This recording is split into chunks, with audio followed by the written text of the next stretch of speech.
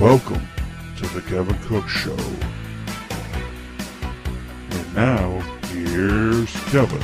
Well, howdy, folks. Kevin K-Dog Cook here. Hope you have a decent Merry Christmas. And, I've been doing this thing on YouTube.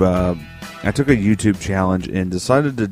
I challenged myself to do this challenge, and it's called a Christmas movie marathon, which I've been doing, watching Christmas movies since the end of November and ending on Christmas Day.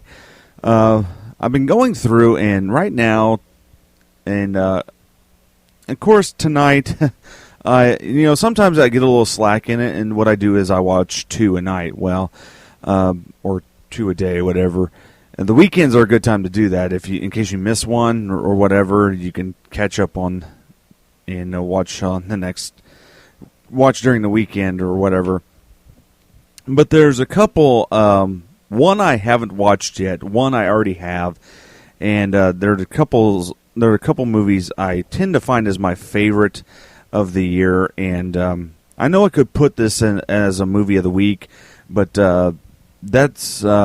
I may do that, but I just want to go into a little bit depth onto these 2 films that I like to watch every year, just because of their pure honesty. I don't know. I guess I shouldn't say honesty, but pure realism, and I'll be honest, they are a little depressing. They're not movies that. Not necessarily make you feel good while watching them, but even though they have a happy ending to them. First one being from 1985 would be Disney's One Magic Christmas. I'm starring Mary Steenburgen and Harry Dean Stanton. Those of you who have seen it, and those of you who may have not seen it, the movie is about Mary Steenburgen. She's a mother to a family, and her husband's an industrial worker, and he has just recently lost his job, and of course they're living in a house that is owned by the company. So they have until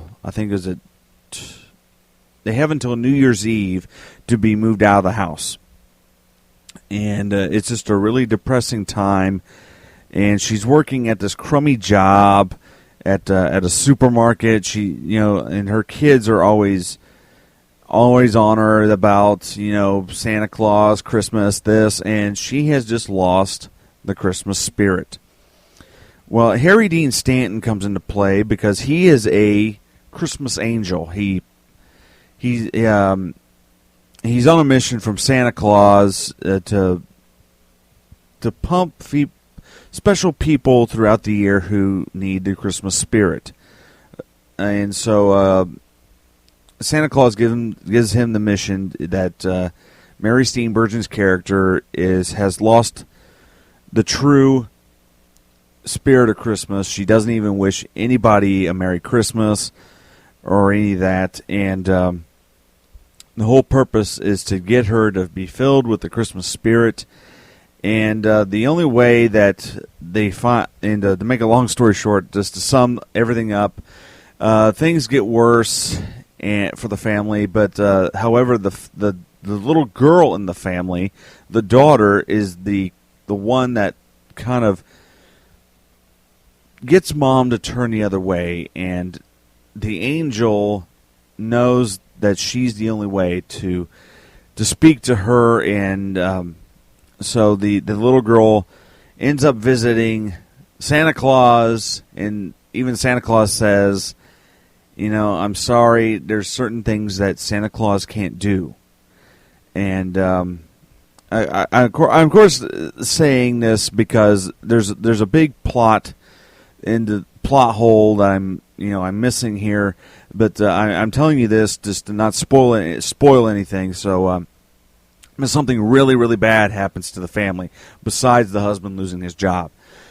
So she goes to visit, this little girl goes to visit Santa Claus, and she kind of pleads with Santa Claus to bring whatever bad thing happened to basically reverse it.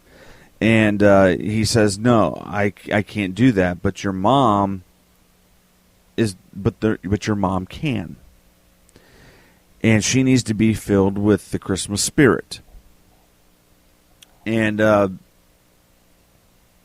needless to say, the little girl is given something that would help her mom remember what Christmas is all about, being filled with the Christmas spirit. And the whole film ends up having a happy ending that the mom's filled with Christmas spirit. Mom's kind of now putting the troubles aside for, the whole, what Christmas is all about. And a lot of the reason why I bring this up, this is one of my favorites because it has the realism of what Christmas does tend to do to a lot of people. It does become a kind of a depressing time in where people fall on hard times and they just become depressed. They've got to kind of do this. They got to buy this. Got to buy that. It does that to a lot of people, and so I think that film, even though I will admit it does have some silly things about it. It does have, that the idea that this little girl does end up seeing Santa Claus in the North Pole, and it does sound a little strange, but the movie does, I think, really well, showing that what we need to be doing is not really, we can't forget our troubles, we can't escape them, but, we do need to stop being really so selfish towards others. And, that's One Magic Christmas. I did watch that movie here recently, and I think that's one movie I would like to see get remade, actually. Bring it up to date and modernize it a little bit, and kind of fix some of the problems that people have with it, And the second movie I have on my list, I have yet to watch it. I think I'm going to watch it tonight. And, of course, you're just seeing this is on Saturday the 21st, is Prancer. Now, this was a movie released back in 1989 by Orion Pictures. It stars Sam Elliott, Cloris Leachman, and Abe Vigoda. This is another movie that has a little bit of realism to it, and depressing. It has a depressing tone to it, but there's a reason why. And the movie is about this little girl by the name of Jessica who ends up taking a stroll out into the woods when she's not supposed to and meets this mysterious reindeer. Well, the reindeer turns out to be one of Santa's. Turns out to be Prancer. And no one in the town... No, let me back up here. She doesn't tell anybody. She knows deep down in her heart that it is Prancer, and Prancer somehow got lost and is wounded, and so Jessica ends up nursing Prancer back to health and taking care of him. Well, in the meantime, the whole beginning of the movie is about her and her family struggling to make ends meet. The mom has just died, and so mom has gone from the picture, and everyone's definitely missing her, and especially Sam Elliott, who is the little girl's father. He has become cold-hearted and kind of... cold-hearted and depressed and kind of bitter. And so he always wants, because he's a farmer, he always wants to have the older brother who I'm assuming is around 13, 14 years old. He always wants him around to do the chores and working in the barn, while the daughter, she wants to help out, but she's kind of shunned and always kind of disciplined. In the dad's eyes, she's always screwing around. She's always doing this. And so when she finds Prancer and nurses him back to health, it sparks a whole new life of Christmas into the whole her community, her town, her neighbors, and finally her dad. And to make a long story short, that the movie, they end up discovering that it is the real everyone discovers that it is the real Prancer, and the little girl set up a deal to where Prancer would be picked up at such and such time at Christmas Eve, so that way Santa could deliver the presents throughout the whole entire world. And the movie does have a decent charm to it. It is a heartwarming tale, even though like I said, it does have that depressing element that the family is damaged, it needs repair, and there is this mysterious creature that comes into their life and sets everything right. Well, I watched it one year and I thought about this really deeply, and I thought, this is basically a Christmas adaptation of E.T. And if you don't believe me, go find a copy of Prancer and watch it, because it's about the child who is missing the family member, one parent, tremendously, and she finds this animal being a form of a reindeer, while in E.T. it was a 10-year-old boy finding this mysterious alien creature out in his backyard. Well, this one, she in both stories, they take the creature in, nurse it to health, and something bad does happen to the characters in both stories. But in the end of the story, the creature gets to go back home. The family is repaired, and everyone lives happily ever after. And so, yeah, if you do watch it, do compare it. I mean, it does have the qualities of both movies. I mean, it does have the quality of E.T. And that was the kind of thing going on in Hollywood at the time. Once E.T. and Star Wars came out, every single studio went across the board and said, "Okay, now E.T. has come out and Star Wars has come out. What do we got that's just like that?" So, it's one of those movies that I I watch every year, and E.T. is my favorite film, and I've stated that many, many times.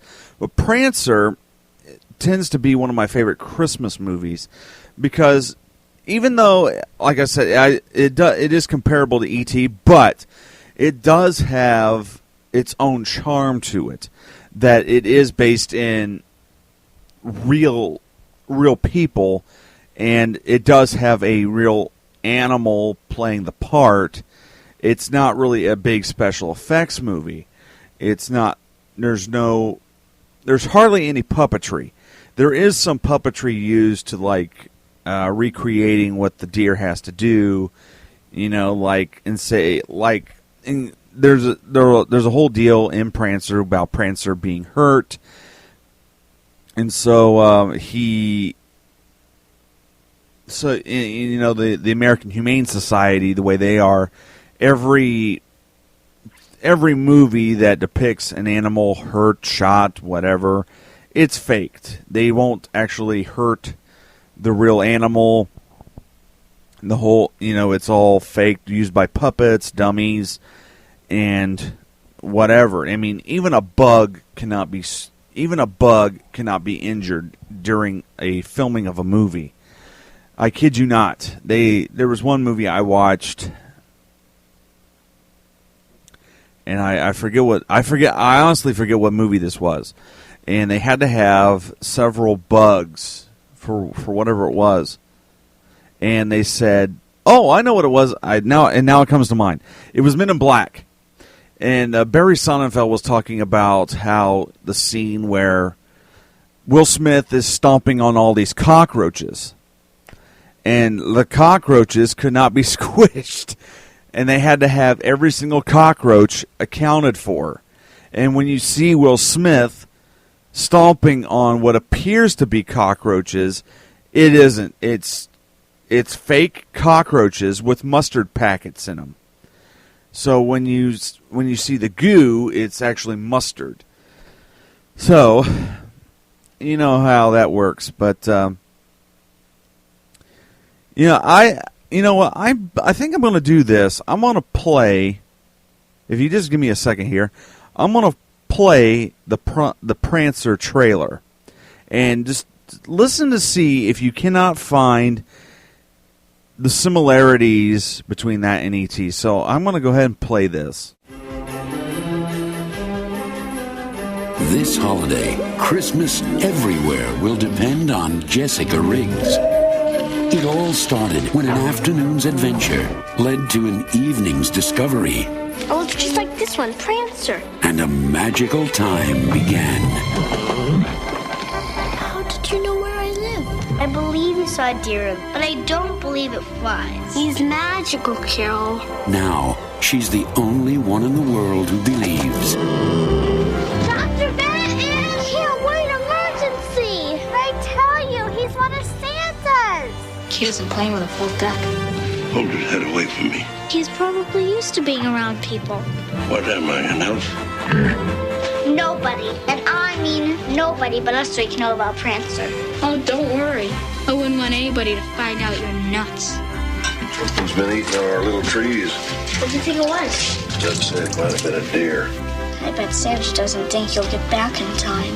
I better let him know. I know you're not the real Santa. Whoa, of course I am. But can you get this letter to him? Prancer's in the shed near my house. But how could she have known how much one deer could do to her home?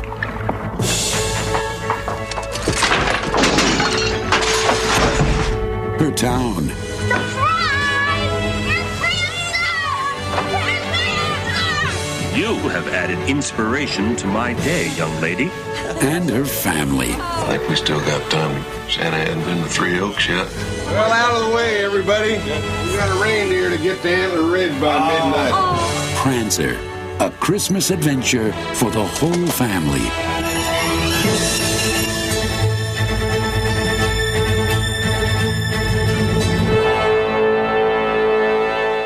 So there's Prancer, the trailer, and I do feel that it was because of E.T. that movie got made, but it still is one of my favorite Christmas movies, as well as One Magic Christmas. Even though these two movies, I think Prancer gets a little bit better respect than what One Magic Christmas does.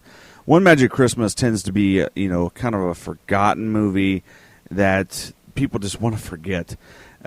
But I don't. I mean, I would actually, like I said, I would like to see One Magic Christmas remade. Prancer, on the other hand, I don't think it would do well remade. I know they tried to make a made-for-TV sequel,